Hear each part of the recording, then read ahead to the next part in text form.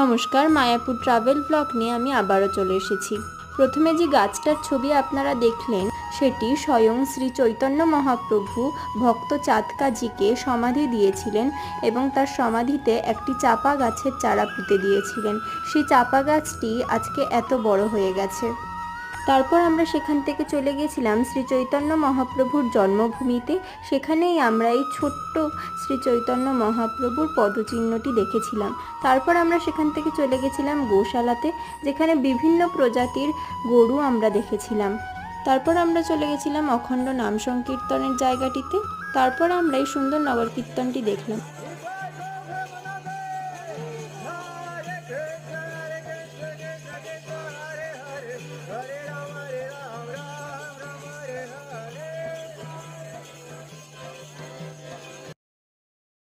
শেষে আমরা শ্রীলা প্রভুপাদের পুষ্প সমাধি দেখে